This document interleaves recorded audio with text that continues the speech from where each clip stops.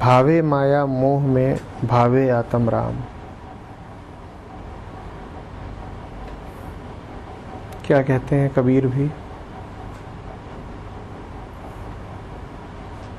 बिल्कुल वही जो अभी दादू कह रहे हैं कि जैसी जाकी भावना सो ताही के पास। जल में बसे कमोदिनी, चंदा बसे आकाश। जैसी जाकी भावना सो ताही के पास।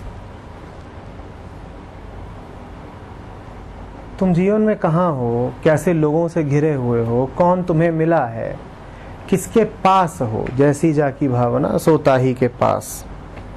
जिसकी सूरत जहाँ रहे तिसका तहाँ विश्राम। तुम किसके साथ जाकर के ठहरे हो? तुम कहाँ जाकर के अटके हो? इससे बस यही पता चलता है कि तुम्हारा मन कहाँ अटका हुआ है।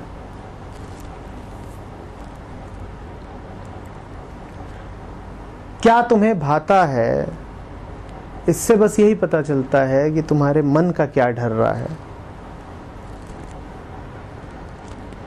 कैसे लोग तुमने आकर्षित कर रखे हैं अपने चारों तरफ, इससे बस यही पता चलता है कि तुम्हारे मन को क्या चाहिए।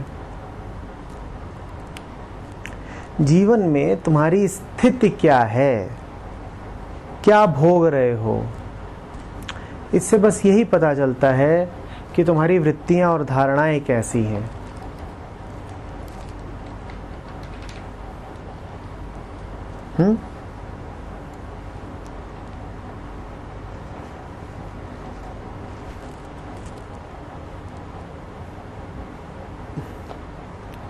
जेम्स एलन की एक बड़ी छोटी सी किताब है, as a man thinketh. As a man thinketh. जो पूरी युक्ति है वो है कि as a man thinketh so doth he बिकमेथ।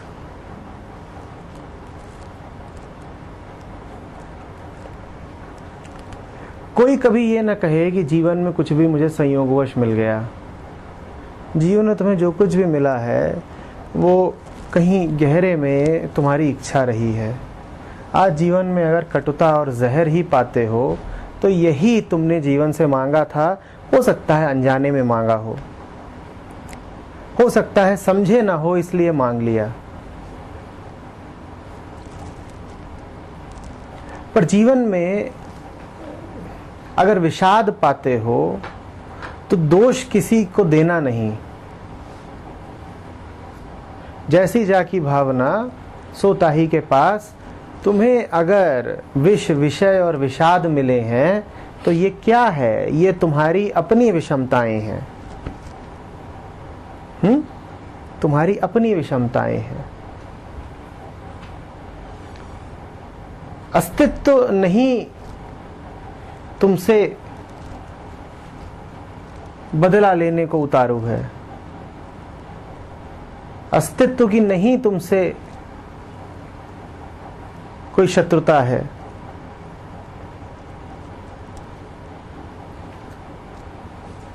जो हो, जैसे हो, अपने कारण हो।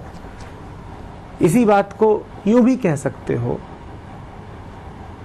कि मैं और कुछ देखता ही नहीं अपने सिवा। जीवन में जिन भी मैं परिस्थितियों को देखता हूं वो मात्र मेरा अपना प्रतिबिंब है और कुछ है नहीं। वास्तव में और है क्या? शंकर क्या समझा गए? जगत तो मिथ्या है। इसका अर्थ इतना ही है कि जगत सिर्फ तुम्हारी अपनी छवि है।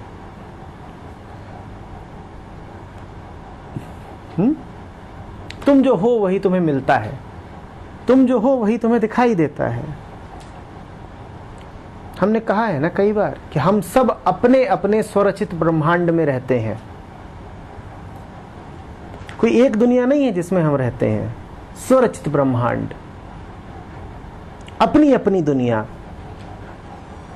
अपनी दुनिया मत बोलो, मैं वो दुनिया हूं, और शुद्ध हो जाएगी बात। जब ऐसे कहोगे तो बात और शुद्ध हो जाएगी।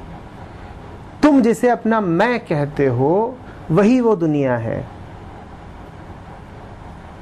अपने अलावा किसी ने कभी कुछ देखा नहीं।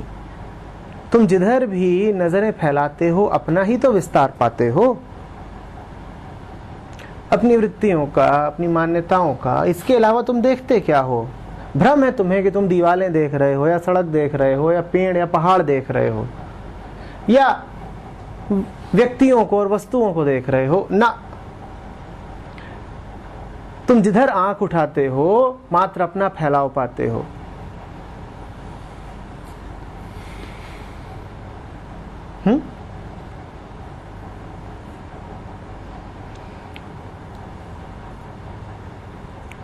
दुखी सब हैं, कुछ दुखी हैं, कुछ दुखी होने की प्रक्रिया में हैं। उस प्रक्रिया का नाम क्या होता है? सुख। सुख क्या है? दुख के निर्माण की प्रक्रिया का नाम सुख है। ठीक। हमने इस बात को भी कई बार कहा है कि सुख और दुख दो अलग शब्द निर्मित करना भाषा की बड़ी त्रुटि है। एक शब्द होना चाहिए, क्या? सुख दुख, दुख सुख। तो दुख तो सभी पाते हैं, सुख दुख सभी पाते हैं, कारण नहीं जान पाते हैं। तुम सुख दुख पाते नहीं हो, तुम सुख दुख हो।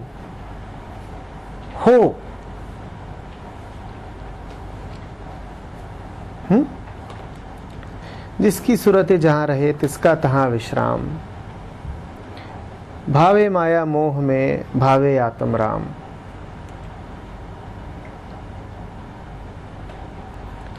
भावे माया मोह में। माया ने कैसे तुम्हें जकड़ रखा है यदि जानना हो तो बस छोटा सा प्रयोग कर लो। एक सवाल पूछो अपने आप से, किसका मोह है? सवाल पूछो, किसका मोह है? कुछ बातें उठेंगी, कुछ चेहरे सामने आएंगे, कुछ चीजें चमक सकती हैं, प्यारी होंगी। मोह है, उसी को तो हम प्यार बोलते हैं। प्यारी होंगी। तुम्हारा दिल कांपेगा ये कहने में कि इन्हीं का नाम माया है, वही माया है। हालांकि दिल कांप जाएगा तुम्हारा। तुम्हारे अपने नन्हे से छौने की शक्ल तुम्हारे सामने आएगी। छौना नहीं है, माया है। और माया घिनौनी होती है, छौना बड़ा घिनौना।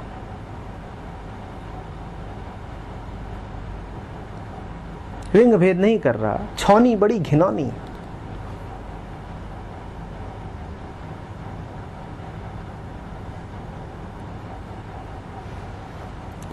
अब दिक्कत ही सारी यही है कि वही सब कुछ माया है जिसका तुम्हें मोह है। तुम्हारे लिए बड़ा आसान हो जाता अगर सब कुछ जो निम्न है, घटिया है, तिरस्कार योग्य है, अगर वो सब माया होता, कितनी आसानी हो जाती ना।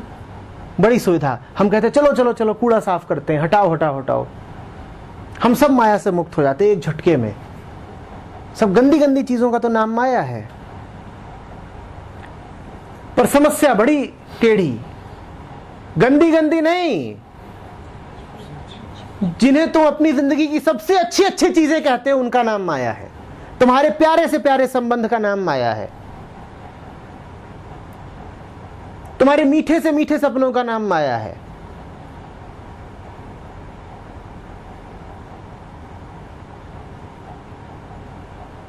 तुम्हारे ऊंचे से ऊंचे आदर्श का नाम माया है। जो कुछ तुमने सुंदर पाया है उसी का नाम माया है, क्योंकि वही तुम्हारी सुंदरता की परिभाषा है ना। सत्यम शिवम सुंदरम तो तुम जानते नहीं। तुम्हारे लिए तो सुंदर का एक ही अर्थ होता है, आकर्षक। और माया बड़ा आकर्षित करती है।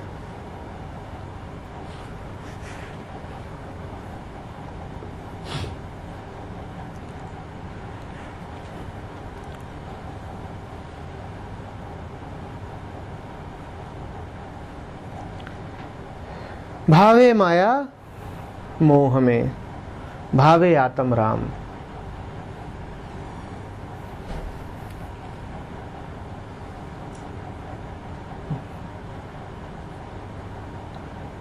क्या है आत्मा? क्या है आत्मा? वो तुम्हारे भीतर जो सारी अड़चनों के बावजूद खिंचा जाता है राम की ओर, उसका नाम है आत्मा। आत्मा की इससे सरल परिभाषा नहीं हो सकती।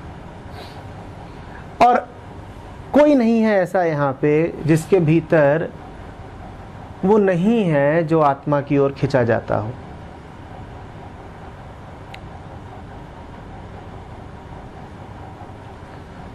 तुम्हारे भीतर बहुत कुछ है, बहुत बहुत कुछ है। पूरी दुनिया ही है तुम्हारे भीतर, उससे कम क्या होगा।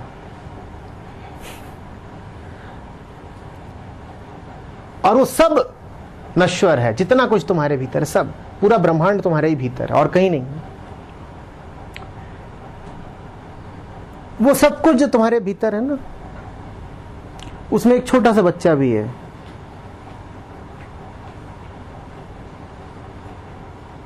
बहुत छोटा सा बच्चा।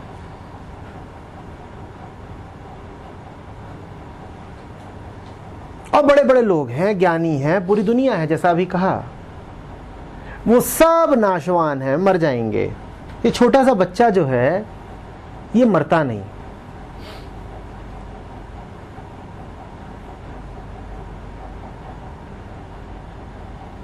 ये किसी अमर स्रोत से निकला है।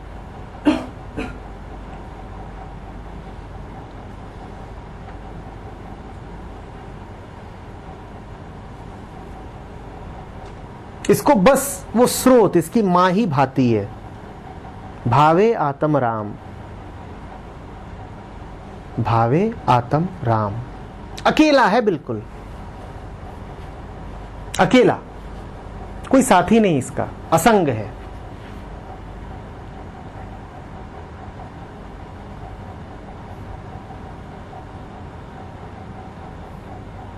और उसे और कुछ अच्छा लगता नहीं। तुम्हारे भीतर ब्रह्मांड भरा हुआ है, उस ब्रह्मांड में अनेकों आकर्षण है, उस बच्चे को भाते नहीं। उस बच्चे को क्या भाता है?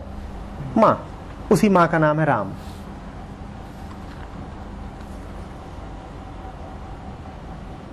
अपने उस बच्चे के साथ खड़े हो जाओ। वो आवाज देता है, उसका समर्थन करो, उसको ताकत दो। वही असली है, बाकी सब नकली है। ये जो पूरा ब्रह्मांड है, ये विनष्ट हो जाना है, इसमें कुछ रखा नहीं है।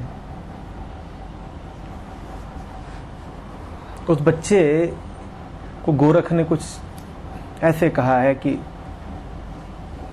शून्यम न बस्ती, बस्ती न शून्यम, अगम अगोचर ऐसा, गगन शिखर पर बालक बोले, ताका नाम धरोगे कैसा। गगन शिखर पर है, शिखर माने कैवल्य, अकेला। चोटी अकेली होती है ना, बिंदु होता है, वहां और कोई नहीं हो सकता। गगन शिखर पर बालक बोले, ताका नाम धरोगे कैसा।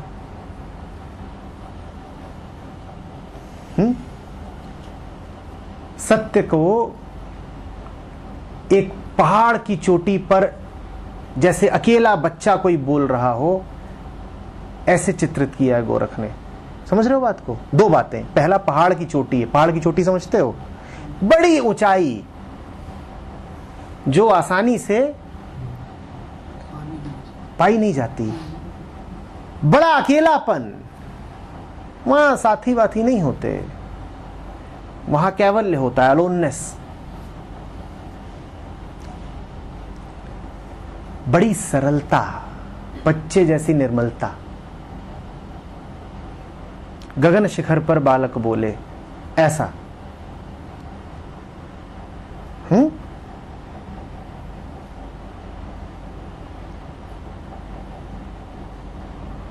भावे आत्म राम, भावे आत्म राम। वो जो है तुम्हारे भीतर, जो दुनिया द्वारा दी जा रही समस्त सुविधाओं के बाद भी बेचैन है, वो जो है तुम्हारे भीतर, जो मानता नहीं, जो कहता है और चाहिए, जिसकी आवाज विकृत होकर के महत्वाकांक्षा के रूप में प्रकट होती है, वो जिसको तुम कितनी मिठाइयां दो, कितने खिलौने दो, वो तब भी चुप नहीं होता, उसी को तुम आत्मा जानो। वही आत्मा है, उसको राम चाहिए। आत्मा मन का वो आखिरी कोना है जो स्रोत से बिल्कुल सट कर खड़ा हुआ है, स्वच्छ, निर्मल, साफ, बच्चे की तरह।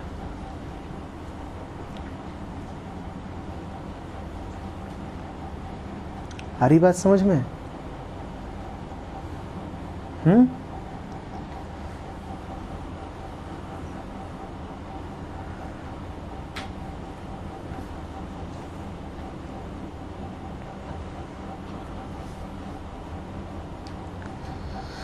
जिसकी सूरत जहां रहे तिसका तहां विश्राम।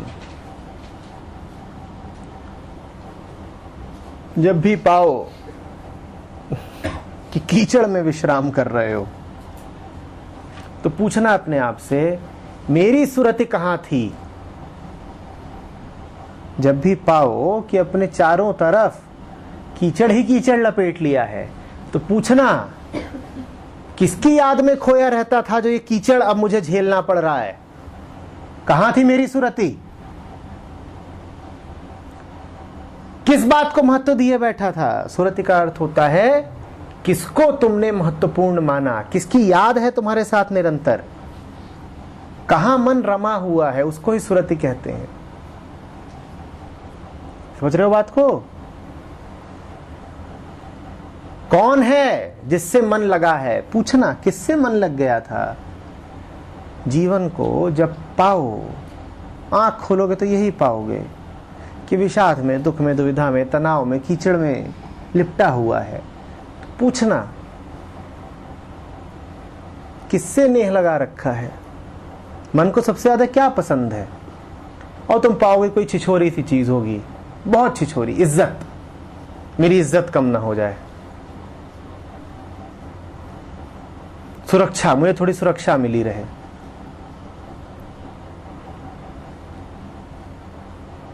दो कौड़ी के रिश्ते नाते, कोई नाराज ना हो जाए, कोई रूठ ना जाए,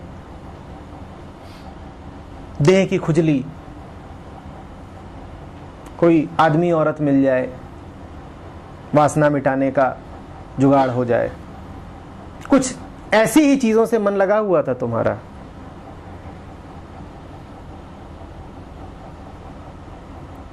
लगा हुआ है।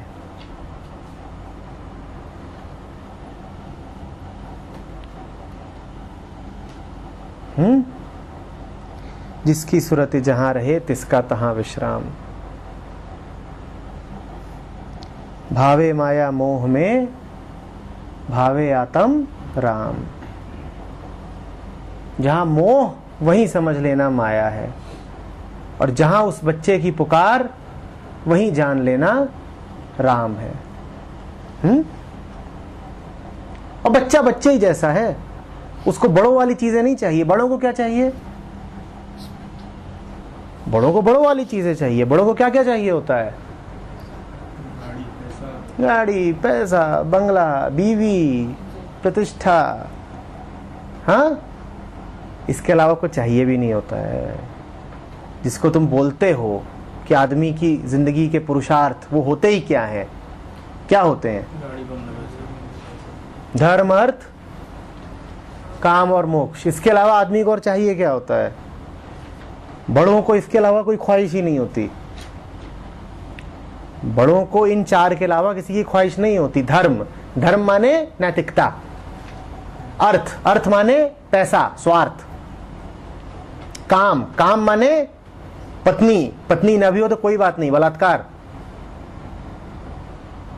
मोक्ष, और मोक्ष माने कि ये सब करके भी मुक्त बने रहे। बड़ों को यही चाहिए होती हैं चार चीजें, धर्म, अर्थ, काम, और इन तीनों के बावजूद मोक्ष। बच्चा वो जिसे इन चारों में कुछ नहीं चाहिए। बच्चा कौन? जिसे तुम्हारे इन तथाकथित पुरुषार्थों में एक नहीं चाहिए। ना उसे धर्म चाहिए, ना उसे अर्थ चाहिए, ना उसे काम चाहिए, ना उसे मोक्ष चाहिए। उसे कौन चाहिए? उसे राम चाहिए। और याद रखना, वो राम तुम्हारे धर्म वाले राम नहीं है। याद रखना, वो राम तुम्हारे मोक्ष वाले राम भी नहीं है। वो राम तो कोई और राम है। वो कबीर के राम है। वो राम है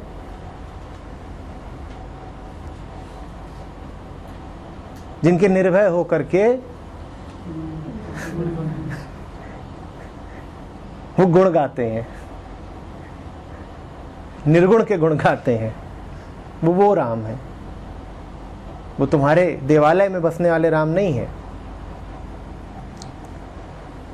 मूर्ति में बसने वाले राम नहीं है।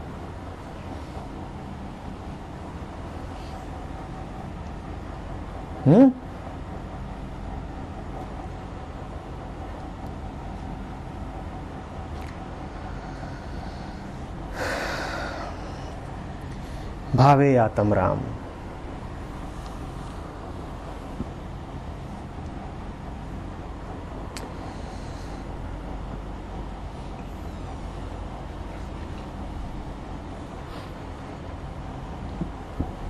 बच्चे का साथ दो।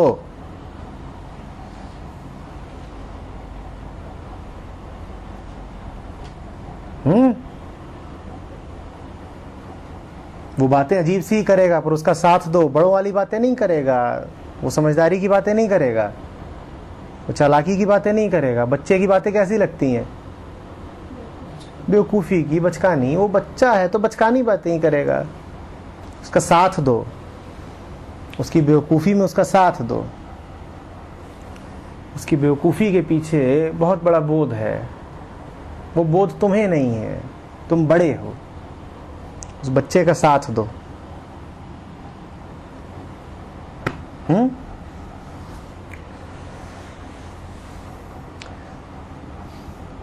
संत एग्जुपरी की लिटिल प्रिंस है, उसमें जो बच्चा है प्रिंस, वो एक जगह पर आकर हैरान हो जाता है। वो कहता है इन बड़ों को समझाने में बड़ी मेहनत करनी पड़ती है, इन्हें कुछ समझ में ही नहीं आता।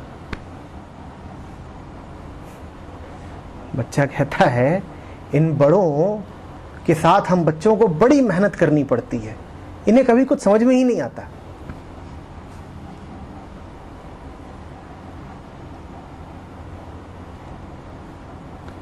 अब तुम गगन शिखर पे बोलते हो बेटा, बड़े कहाँ रहते हैं?